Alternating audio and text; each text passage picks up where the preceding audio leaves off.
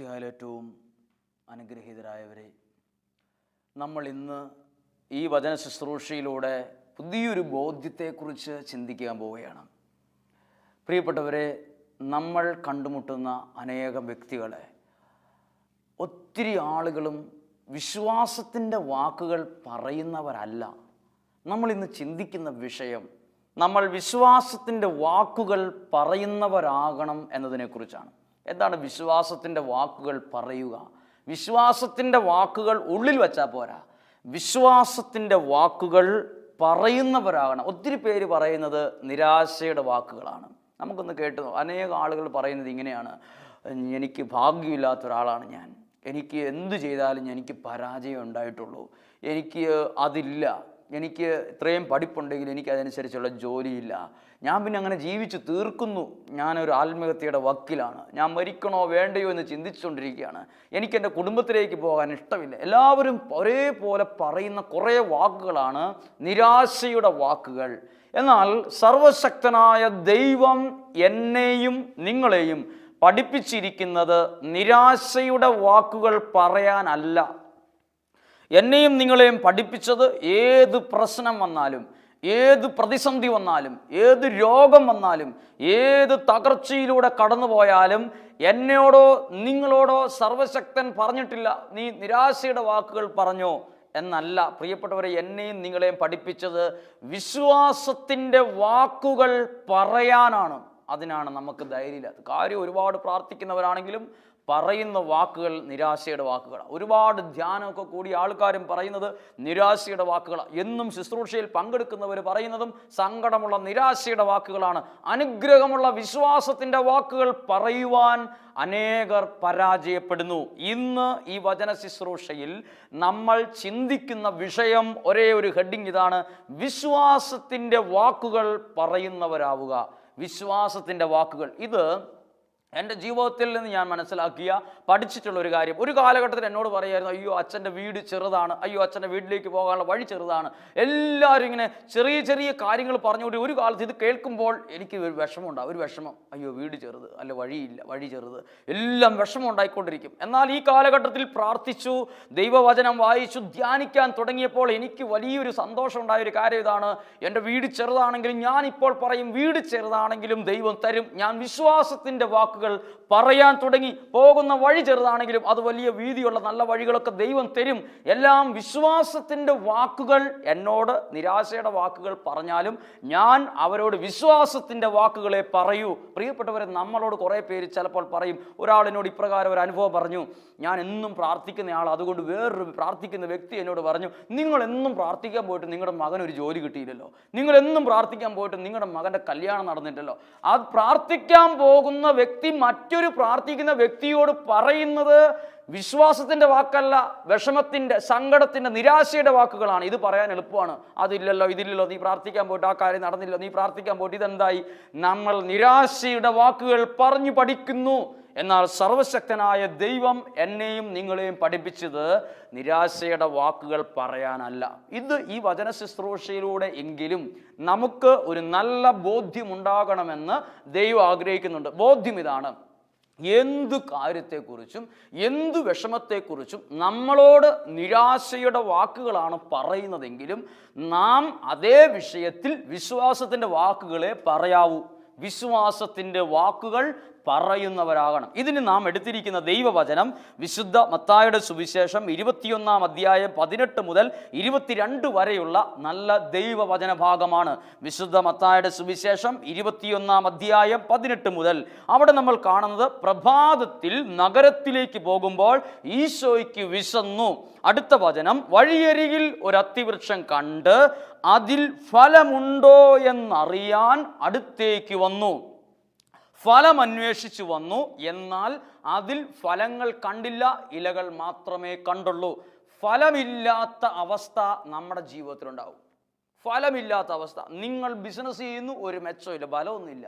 നിങ്ങൾ കൃഷി നടത്തുന്നു, ചെയ്യുന്നു, ജോലി ചെയ്യുന്നു, പലതരത്തിലുള്ള മാറി മാറി പല കാര്യങ്ങൾ ഫലം ഉണ്ടാകാൻ വേണ്ടി ചെയ്യുന്നു, എന്തു ചെയ്തിട്ടും ഫലമില്ലാത്ത അവസ്ഥ ഉണ്ടാകും. ഇവിടെ ഫലമില്ലാത്ത അവസ്ഥ ഉണ്ടാകുമ്പോൾ ഈശോ പറയുന്നത്, അയ്യോ ഞാൻ ഇവിടം വരെ വന്നിട്ട് ഫലമില്ലാതെ വന്നല്ലോ, ഞാൻ എവിടെ പോയാലും ഇങ്ങനെയാണ്. അങ്ങനെയുള്ള നിരാശയുടെ വാക്കുകളല്ല ഈശോ പറഞ്ഞത്, അവിടെ വിശ്വാസത്തിൻ്റെ വാക്കുകൾ പറഞ്ഞു. പ്രിയപ്പെട്ടവരെ നോക്കുക, ഇന്നു മുതൽ ഫലമില്ലാത്ത അവസ്ഥയെ നോക്കി നമ്മളോട് പലരും പറയും നിരാശയുടെ വാക്കുകൾ. എന്നാൽ ഫലമില്ല, നിങ്ങൾ ബിസിനസ് നടത്തി വലിയ ഫലമൊന്നും ഇല്ലാതിരിക്കുന്ന അവസ്ഥയായിരിക്കാം, ജോലി ചെയ്യുന്നു ഫലമൊന്നുമില്ല, പല കാര്യങ്ങളും ചെയ്തു, പഠിച്ചു, ജോലി നേടി, പലതും ചെയ്തിട്ടുണ്ടാകാം, ഫലമില്ലാത്ത അവസ്ഥ. നിങ്ങൾ നിരാശയുടെ വാക്കുകൾ പറയരുത്.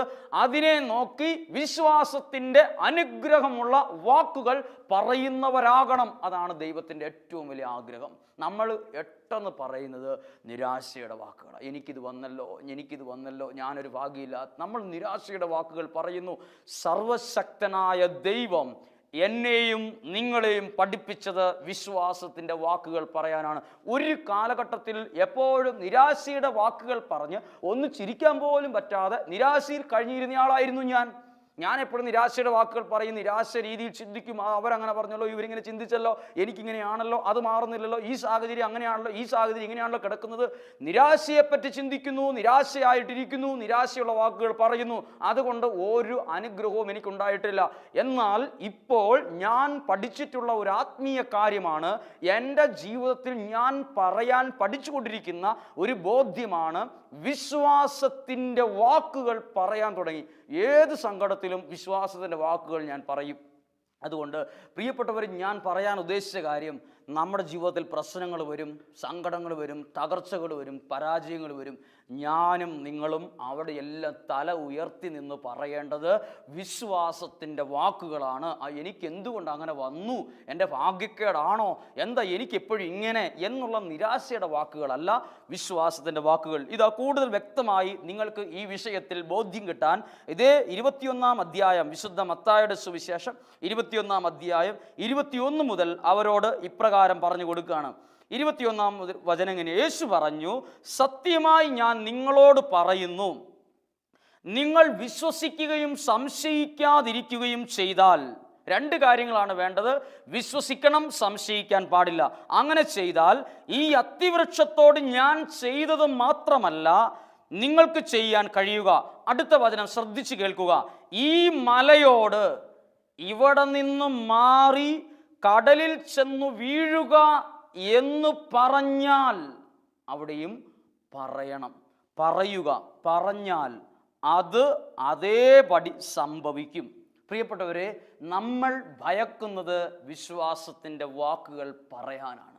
ഈശോ പറഞ്ഞു, നിങ്ങളുടെ മുമ്പിൽ നിൽക്കുന്നത് ഒരു കാരണത്താലും മാറാൻ സാധ്യതയില്ലാത്ത ഒരു മലയാണെങ്കിലും അതിൻ്റെ ചുവട്ടിൽ നിന്ന് നിങ്ങൾ വിശ്വാസത്തിൻ്റെ വാക്കുകൾ പറയണം. വിശ്വാസത്തിൻ്റെ വാക്കുകൾ പറയണം. എന്താണ്? ഒരുപക്ഷെ നമ്മുടെ മുമ്പിൽ, ഒരുപക്ഷെ കേട്ടുകൊണ്ടിരിക്കുന്ന നിങ്ങളുടെ മുമ്പിലുള്ള മല പോലുള്ളൊരു പ്രശ്നം ഒരു വലിയ മാരക രോഗമായിരിക്കാം. നിങ്ങൾ ആ രോഗത്തോട് വിശ്വാസത്തിൻ്റെ വാക്കുകൾ പറയാൻ പഠിക്കണം. രോഗത്തെ നോക്കി നിങ്ങൾ പറയരുത്, ഈ രോഗം വന്നവരൊക്കെ ഇന്ന് ലോകത്തിലില്ല, ഈ രോഗം വന്നവരൊക്കെ വെറുതെ ചികിത്സിക്കാവുന്നേ ഉള്ളൂ, എനിക്ക് ഇങ്ങനെ രോഗം വന്നല്ലോ, ഈ രോഗമൊക്കെ ഒരു ഭാഗ്യക്കേടിൻ്റെ അടയാളമാണ്. നമ്മൾ നിരാശയുടെ വാക്കുകളാണ് രോഗമെന്ന അവസ്ഥയെ നോക്കി പറയുന്നത് എങ്കിൽ നമ്മൾ ഇന്നു മുതൽ ഒരു ആത്മീയ കാര്യം പഠിക്കുകയാണ്. രോഗത്തെ നോക്കി അത് മാറാൻ സാധ്യതയുള്ളതാണോ, സുഖപ്പെടാൻ സാധ്യതയുള്ളതാണോ, അതിൻ്റെ വിശദാംശങ്ങൾ പഠിച്ചല്ല നമ്മൾ പറയേണ്ടത്. നമ്മുടെ മുമ്പിൽ നിൽക്കുന്ന പ്രശ്നത്തോട് ഈ കാര്യങ്ങൾ പറയണം. അത് ദൈവം ആഗ്രഹിക്കുന്ന കാര്യമാണ്. വിശ്വാസത്തിൻ്റെ വാക്കുകൾ പറയുന്നവരാകുക. ഏത് പ്രതിസന്ധി മുന്നിൽ വന്നാലും വിശ്വാസത്തിൻ്റെ വാക്കുകൾ പറയുന്നവരാകുക.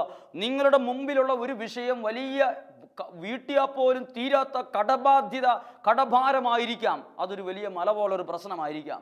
നമ്മൾ ചെയ്യേണ്ടത്, ഈ കടം ഒരിക്കലും വീട്ടാൻ കഴിയത്തില്ല, ഇതിന് എന്തെങ്കിലും വല്ല അത്ഭുതം നടന്നാലേ നടക്കത്തുള്ളൂ, അങ്ങനെയുള്ള നിരാശയുടെ വാക്കുകളല്ല, അധികാരത്തോടെ അനുഗ്രഹമുള്ള വിശ്വാസത്തിൻ്റെ വാക്കുകൾ പറയണം. അതാണ് വിശുദ്ധ മത്തായിയുടെ സുവിശേഷം പറഞ്ഞിട്ടുള്ളത്. എന്നാൽ നമ്മൾ ചെയ്യുന്ന ഒരു പ്രത്യേക വിഷയം ഇതാണ്.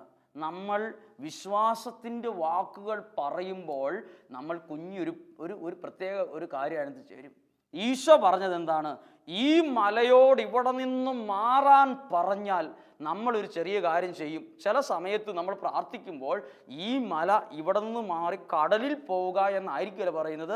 ഇത് എനിക്ക് ഏറ്റവും ഇഷ്ടമില്ലാത്ത ഈ വ്യക്തിയുടെ തലയിൽ ചെന്ന് കുറച്ചു നേരം ഇരുന്നാൽ അവരും ഒന്ന് പഠിക്കട്ടെ ഇതിൻ്റെ വേദന നമ്മൾ ചിന്തിക്കും. അങ്ങനെയുള്ള ആളുകളെ കണ്ടിട്ടുണ്ട്, അങ്ങനെയുള്ള ആളുകൾ ചില അനുഭവങ്ങൾ പറഞ്ഞിട്ടുണ്ട്. എൻ്റെ ഈ വിഷമം, ഈ മല പോലുള്ള പ്രശ്നം കുറച്ച് നാൾ അവരുടെ വീട്ടിലേക്ക് കൊണ്ട് ഒരു 10 മിനിറ്റ് അവിടെ ഉണ്ടായിരുന്നെങ്കിൽ അവരും ഒന്ന് പഠിക്കട്ടെ ഇതിൻ്റെ വിഷമം. ഈശോ പറഞ്ഞാൽ ഇത് അവരുടെ ഇവരുടെ തലയിൽ പോയി വീഴാൻ വേണ്ടി അല്ല പ്രാർത്ഥിക്കേണ്ടത്. നമ്മുടെ ഒരു വിഷമം മാറി അവർക്കുണ്ടായിരുന്നെങ്കിൽ, ഇവർക്കത് ഒന്ന് വന്നായിരുന്നെങ്കിൽ, അവർക്കൊരു ഇതിൻ്റെ ഒരു വിഷമമൊന്നും മനസ്സിലാക്കിയിരുന്നെങ്കിൽ, അങ്ങനെയല്ല. നിങ്ങളുടെ മുമ്പിലുള്ള പ്രശ്നം വേറൊരു വീട്ടിലേക്ക് അവർക്കൊന്ന് കിട്ടിയായിരുന്നെങ്കിൽ, ഇവർക്കൊന്ന് കിട്ടിയായിരുന്നെങ്കിൽ, അവരൊരു പാഠം പഠിക്കട്ടെ, അവരൊന്ന് മനസ്സിലാക്കട്ടെ, അവരും ഇതിൻ്റെ വേദനയിലൂടെ ഒന്ന് കടന്നു പോകട്ടെ എന്ന് ചിന്തിക്കുകയല്ല.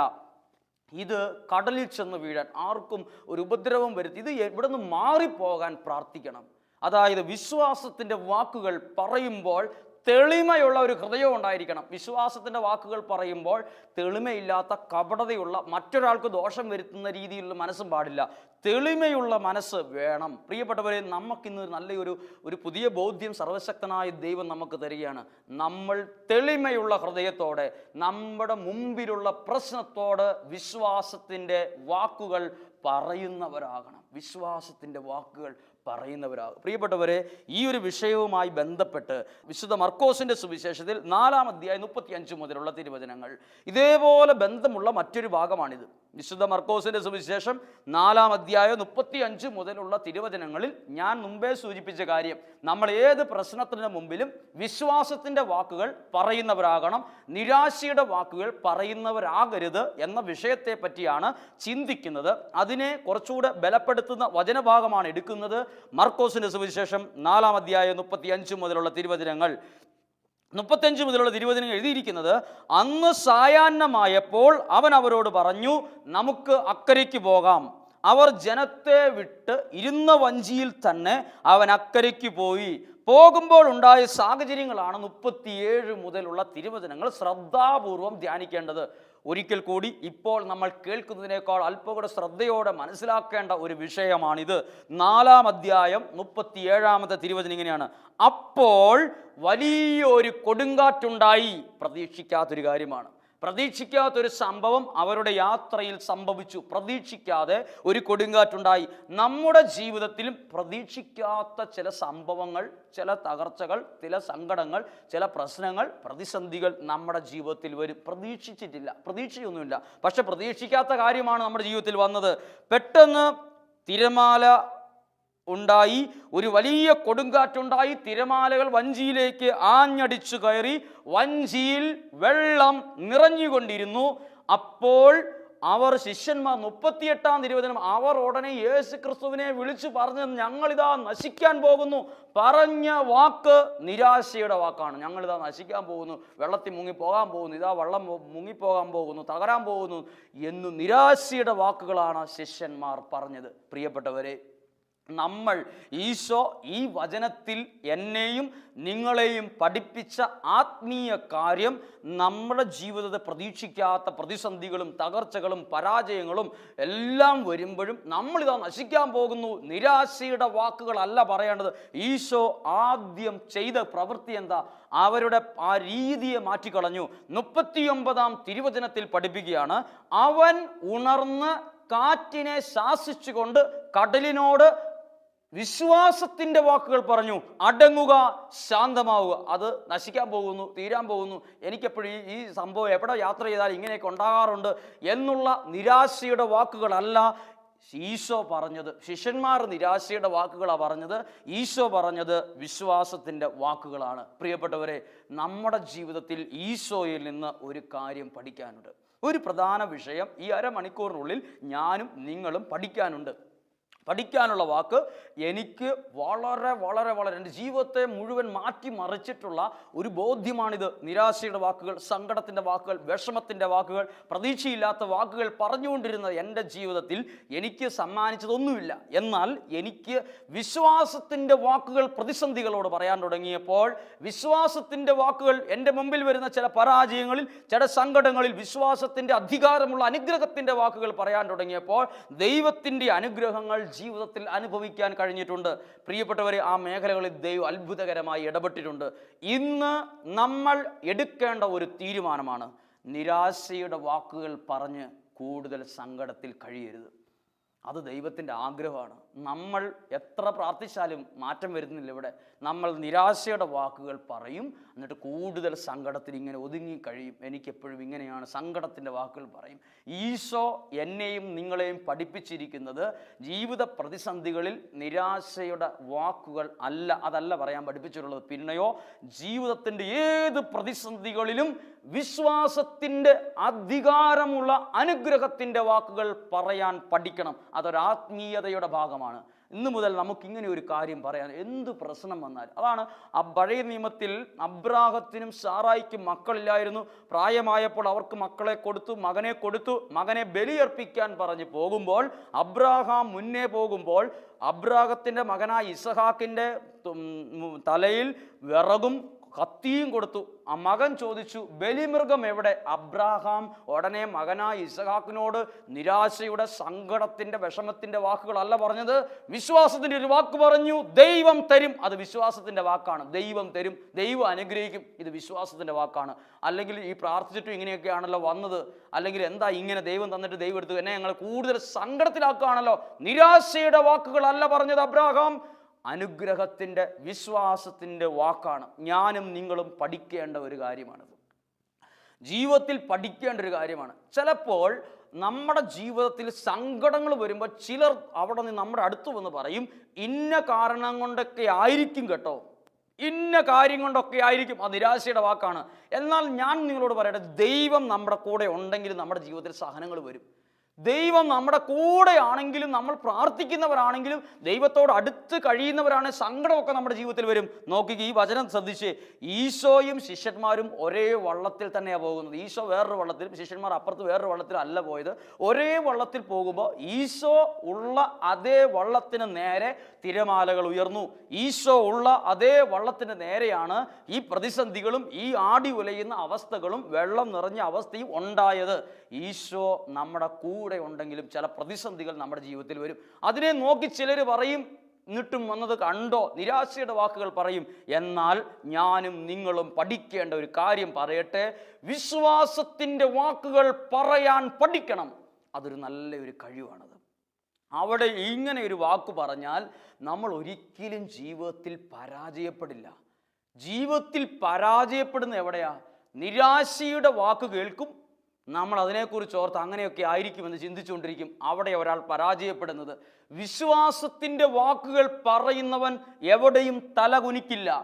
വിശ്വാസത്തിൻ്റെ വാക്കുകൾ പറയാൻ കഴിവുള്ള വ്യക്തി ഏത് സാഹചര്യത്തിലും തല ഉയർത്തി നിൽക്കും. കാരണം ആ വ്യക്തിക്ക് ദൈവത്തിലുള്ള വിശ്വാസത്തിൻ്റെ വാക്കുകൾ പറയാൻ മാത്രമുള്ള ആത്മീയത, ഒരു പ്രാർത്ഥനയുടെ ബലമുണ്ട്. നമുക്ക് പ്രാർത്ഥനയുണ്ട്, വിശ്വാസത്തിൻ്റെ വാക്ക് പറയാനുള്ള കഴിവില്ല. നമ്മൾ പ്രാർത്ഥിക്കുന്നവരാണേലും പറയുന്നത് വിഷമമുള്ള, സങ്കടമുള്ള, നിരാശയുള്ള, സാധ്യതയില്ലാത്ത, പ്രതീക്ഷ നഷ്ടപ്പെടുത്തുന്ന കുറേ വാക്കുകൾ പറഞ്ഞ് നമ്മൾ പോകും. നമുക്ക് കൂടുതൽ സങ്കടം വരുന്ന വാക്കുകൾ പറയാനേ അറിയത്തുള്ളൂ. പ്രത്യാശയുള്ള, സന്തോഷമുള്ള, വിശ്വാസത്തിൻ്റെ വാക്കുകൾ പറയാൻ അറിയില്ല. പ്രിയപ്പെട്ടവർ, ഈ വചനത്തിലൂടെ നമ്മളൊരു കാര്യം ഒന്ന് പഠിച്ചെടുക്കുകയാണ്. ഈ ഒരു വചനം അരമണിക്കൂർ എന്തെങ്കിലും പറഞ്ഞ് തീർക്കുകയല്ല. ഈ അരമണിക്കൂറിനുള്ള ഇത് കേൾക്കുന്ന നിങ്ങൾക്കൊരു പുതിയ ബോധ്യം കിട്ടുകയാണ്. ഏത് പ്രതിസന്ധിയിലും, ഏത് സങ്കടത്തിലും വിശ്വാസത്തിൻ്റെ വാക്കുകൾ പറയുന്നവരാവുക. പ്രിയപ്പെട്ടവർ, ഇതോട് ബന്ധപ്പെടുത്തി നമ്മൾ ചിന്തിക്കേണ്ട മറ്റൊരു വിഷയമാണ്, വിശ്വാസത്തിൻ്റെ വാക്കുകൾ പറയാൻ നമ്മൾ പരാജയപ്പെടുന്നത് എന്തുകൊണ്ടാണ്? പരാജയപ്പെടുന്നതിന് കാരണം നമുക്ക് വിശ്വാസത്തിൻ്റെ വാക്ക് പറയാൻ മാത്രമുള്ള ധൈര്യമില്ല. നമുക്ക് നിരാശയുടെ വാക്കുകൾ പറയാൻ മാത്രമുള്ള ഒരു കഴിവൊക്കെ ഉള്ളൂ. നമ്മൾ ആ കഴിവിനെ മാറ്റിമറിക്കണം. അതാണ് ജോബിൻ്റെ പുസ്തകം നമ്മളെ പഠിപ്പിക്കുന്നത്. ജോബിൻ്റെ പുസ്തകം പഠിപ്പിക്കുന്നത് വിശ്വാസത്തിൻ്റെ വാക്കുകൾ പറയാൻ. ജോബിൻ്റെ പുസ്തകം പഠിപ്പിക്കുന്നത് വിശ്വാസത്തിൻ്റെ വാക്കുകൾ ഞാനും നിങ്ങളും പറയണമെന്ന ലക്ഷ്യത്തോടെയാണ് ജോബിൻ്റെ പുസ്തകത്തിൽ എനിക്ക് കിട്ടിയിരിക്കുന്ന ഒരു പാഠം. ജോബ് വലിയ മഹാസമ്പന്നനായിരുന്നു, പൈസയുള്ളവനായിരുന്നു, വീടുണ്ടായിരുന്നു, സാമ്പത്തികമായ ചുറ്റുപാടുകളെല്ലാം ഉണ്ട്, സമൂഹത്തിൽ നിലയും വിലയുമുള്ള സമ്പന്നൻ എന്ന് ജനം വിളിച്ചുകൊണ്ടിരുന്ന ആളാണ് ജോബ്. ജോബിന് ഈ സമ്പത്തെല്ലാം പോയി, ആരോഗ്യവും പോയി, എല്ലാ കാര്യങ്ങളും നഷ്ടപ്പെട്ട സമയത്ത് ജോബ് പറയുന്ന കാര്യം വിശ്വാസത്തിൻ്റെ വാക്കാണ്. എല്ലാം നഷ്ടപ്പെട്ടപ്പോഴും ജോബ് പറയുന്നത് നിരാശയുടെ വാക്കുകളല്ലായിരുന്നു. ഞാനും നിങ്ങളും ആണെങ്കിൽ, അല്ലെങ്കിൽ നമ്മളോട് പറയുന്ന കാര്യം, ജോബിൻ്റെ സുഹൃത്തുക്കൾ പറഞ്ഞത്, നീ ഇനി നിനക്ക് ഇങ്ങനെയൊക്കെ വന്നു പോയല്ലോ സങ്കടമുള്ള വാക്കുകളാണ് സുഹൃത്തുക്കൾ വന്ന് കാണാൻ പോകുമ്പോൾ ചെല്ലുമ്പോൾ ജോബിനോട് പറയുന്നത്. ജോബിനെ നിരാശയുടെ വാക്കുകൾ തെല്ലുപോലും സ്വാധീനിച്ചിട്ടില്ല. കാരണം ജോബിന് വിശ്വാസത്തിൻ്റെ വാക്കുകൾ പറയാൻ കെൽപ്പുള്ളവനായിരുന്നു, കഴിവുള്ളവനായിരുന്നു. ദൈവം തരും, ദൈവം തന്നു, ദൈവം എടുത്തു. അത് വിശ്വാസത്തിൻ്റെ വാക്കാ, നിരാശയുടെ വാക്കല്ല. എന്നാൽ ജോബിൻ്റെ ഭാര്യ പറയാണ്, എല്ലാം പോയല്ലോ, എല്ലാം നഷ്ടപ്പെട്ടല്ലോ, എല്ലാം തീർന്നല്ലോ എന്ന നിരാശയുടെ വാക്കുകൾ പറയുന്നത് ജോബിൻ്റെ ഭാര്യയാണ്. ജോബിൻ്റെ ഭാര്യയ്ക്ക് എന്തില്ല? വിശ്വാസത്തിൻ്റെ വാക്കുകൾ പറയാനുള്ള ധൈര്യമില്ല. ജോബിനാകട്ടെ വിശ്വാസത്തിൻ്റെ വാക്കുകൾ പറയാനുള്ള ധൈര്യമുണ്ട്. പ്രിയപ്പെട്ടവരെ, ഇവിടെ ആരെയാ ദൈവം അനുഗ്രഹിച്ചത്? വിശ്വാസത്തിൻ്റെ വാക്കുകൾ പറയാൻ കഴിവില്ലാത്ത ജോബിൻ്റെ ഭാര്യയ്ക്കല്ല അനുഗ്രഹം ഉണ്ടായത്. വിശ്വാസത്തിൻ്റെ വാക്കുകൾ പറഞ്ഞ ജോബിനെയാണ് ദൈവം അനുഗ്രഹിച്ചത്. ദൈവത്തിൻ്റെ അനുഗ്രഹം വേണമോ? നമ്മൾ ചെയ്യേണ്ട ഒരു കാര്യം വിശ്വാസത്തിൻ്റെ വാക്കുകൾ പറയാൻ കഴിവുള്ളവരാവുക. പ്രിയപ്പെട്ടവരെ, ഇത് കേട്ടുകൊണ്ടിരിക്കുന്ന നിങ്ങൾ ഏത് തസ്തികയിൽ, ഏത് ജോലി ചെയ്യുന്നവരായിക്കൊള്ളട്ടെ, ഏത് വലിയ സ്ഥാനങ്ങളിലോ ചെറിയ സ്ഥാനങ്ങളിലോ ഉത്തരവാദിത്വം ചെയ്യുന്നവരായിക്കൊള്ളട്ടെ, ബിസിനസ് നടത്തുന്നവരാകട്ടെ, ഡോക്ടറാകട്ടെ, എഞ്ചിനീയർ ആകട്ടെ, കൃഷി ചെയ്യുന്നവരാകട്ടെ, സാധാരണ ജോലികൾ ചെയ്യുന്നവരാകട്ടെ, നമ്മളെ വിഷമിപ്പിക്കുന്ന, നമുക്ക് തന്നെ വിഷമമുണ്ടാക്കുന്ന നിരാശയുടെ വാക്കുകൾ പറഞ്ഞു പഠിക്കരുത്. നിരാശയുടെ വാക്കുകൾ പറഞ്ഞു പഠിച്ചാൽ എപ്പോൾ നോക്കിയാലും നമുക്കൊരു സങ്കടമുണ്ടായാൽ ഉടനെ നമ്മുടെ ബുദ്ധിയിൽ വരുന്നത് നിരാശയുടെ ചിന്തയായിരിക്കും. ഉടനെ നമുക്ക് പറയാൻ തോന്നുന്നത് നിരാശയുടെ വാക്കുകളായിരിക്കും. ഇന്നു മുതൽ നമുക്കൊന്ന് പറഞ്ഞു പഠിക്കാം വിശ്വാസത്തിൻ്റെ വാക്കുകൾ. ഈശോ പറഞ്ഞു, നിങ്ങളുടെ മുമ്പിൽ നിൽക്കുന്ന മലയോട് നിങ്ങൾ വിശ്വാസത്തിൻ്റെ വാക്കുകൾ പറയാനാണ് പഠിപ്പിച്ചത്. നിങ്ങളുടെ മുമ്പിൽ നിൽക്കുന്ന പ്രശ്നത്തിൽ നിരാശയുടെ വാക്കുകൾ പറഞ്ഞ് തിരിച്ചു പോകാനല്ല സർവശക്തനായ ദൈവം നമ്മെ പഠിപ്പിച്ചത്. അതാ വിശുദ്ധ മത്തായിയുടെ സുവിശേഷം പഠിപ്പിക്കുന്നത്. നിങ്ങളുടെ മുമ്പിൽ ഒരു മല പോലെ ഒരു പ്രശ്നം വരുമ്പോൾ എല്ലാവർക്കും അറിയാം, മല ഇവിടുന്ന് മാറത്തില്ല, മല ഇവിടുന്ന് അപ്പുറത്തോ കടലിൽ പോയി ഇരിക്കത്തില്ല. നമുക്ക് ബുദ്ധി കൊണ്ട് നമ്മൾ അങ്ങനെ ചിന്തിക്കുന്നവരായിരിക്കാം. എന്നാൽ ഈശോ പറഞ്ഞു, നിങ്ങൾ അവിടെ എല്ലാവരും ഇങ്ങനെയാണ് പറയുന്നതെങ്കിലും അവിടെ നിങ്ങൾ വിഷമിച്ച്, അയ്യോ ഈ പ്രശ്നം ഇങ്ങനെ വന്നല്ലോ, ഈ വിഷമം എനിക്ക് വന്നല്ലോ, ഈ സങ്കടം എനിക്ക് വന്നല്ലോ, ഇതാണല്ലോ എൻ്റെ അവസ്ഥ എന്ന് പറഞ്ഞ് സങ്കടപ്പെട്ട് തിരിച്ചു പോവുകയല്ല. നിങ്ങൾ അവിടെ നിന്നുകൊണ്ട് തല ഉയർത്തി വിശ്വാസത്തിൻ്റെ അധികാരമുള്ള, അനുഗ്രഹമുള്ള വാക്കുകൾ പറയണം. വാക്കുകൊണ്ട് പറയണം, പറഞ്ഞു തോൽപ്പിക്കണം. വിശ്വാസത്തിൻ്റെ വാക്കുകൾ പറഞ്ഞ് നിരാശയുടെ ചിന്തകളെ മാറ്റണം. അതാണ് യഥാർത്ഥത്തിലുള്ള അനുഗ്രഹത്തിലേക്കുള്ള വഴി. പ്രിയപ്പെട്ടവർ, നമുക്കിങ്ങനെ ഒരു പാഠം, ഈ ഒരു ചിന്ത നമ്മുടെ ആത്മീയതയുടെ ഭാഗമാകട്ടെ. ഏത് പ്രശ്നം നിങ്ങളുടെ ജീവിതത്തിൽ വരട്ടെ, എന്തുമാത്രം പ്രശ്നം ആകട്ടെ, എന്തു വലിയ രോഗമാകട്ടെ, കടഭാരമാകട്ടെ, പ്രതിസന്ധികളാകട്ടെ, സമാധാനമില്ലാത്ത അവസ്ഥയാകട്ടെ, എവിടെയും നിങ്ങൾ പറയേണ്ടത് എനിക്കിത് വന്നല്ലോ, എനിക്ക് ഭാഗ്യമില്ലല്ലോ എന്നല്ല. നിങ്ങൾ അധികാരത്തോടെ വിശ്വാസത്തിൻ്റെ അനുഗ്രഹമുള്ള വാക്കുകൾ പറയണം. ദൈവം തരും, ദൈവം മാറ്റും, എനിക്ക് ദൈവം സന്തോഷം തരും, എന്നെ ദൈവം അനുഗ്രഹിക്കും, എനിക്ക് ഈ അവസ്ഥയൊക്കെ ദൈവം മാറ്റിത്തരും. ഇത് അനുഗ്രഹത്തിൻ്റെ വാക്കുകളാണ്, വിശ്വാസത്തിൻ്റെ വാക്കുകളാണ്. നമ്മൾ ഇന്ന് കേട്ട ദൈവവചനത്തിൽ നമ്മൾ പഠിക്കേണ്ട കാര്യം, ഏത് പ്രശ്നത്തിലും ഏത് രോഗത്തിലും സങ്കടമുള്ള നിരാശയുടെ വാക്കുകൾ പറയുകയല്ല, അനുഗ്രഹമുള്ള ആഴമുള്ള വിശ്വാസത്തിൻ്റെ വാക്കുകൾ പറയാൻ പഠിക്കുക. അത് ജീവിതത്തെ മുഴുവനായി മാറ്റിമറിക്കും. നിങ്ങളുടെ കുടുംബത്തിലൊരു സങ്കടം കാണുമ്പോൾ അതുകൊണ്ടാണ് ഇങ്ങനെ വന്നത് എന്നല്ല പറയേണ്ടത്. ഉടനെ അവിടെ വിശ്വാസത്തിൻ്റെ വാക്കുകൾ പറയണം. ഒരു പ്രശ്നം വരുമ്പോൾ എല്ലാവരും സങ്കടപ്പെട്ടിരിക്കുമ്പോൾ ആ സങ്കടത്തോട് ചേർന്ന് ഇങ്ങനെയൊക്കെ ആയിരിക്കും എന്ന് പറഞ്ഞ് ആ സങ്കടത്തോട് ചേർന്ന് നിൽക്കുകയല്ല, അവിടെ എഴുന്നേറ്റ് നിന്ന് വിശ്വാസത്തിൻ്റെ അനുഗ്രഹമുള്ള വാക്കുകൾ പറയണം. അത് ഒരുപാട് അനുഗ്രഹത്തിലേക്ക് നയിക്കും.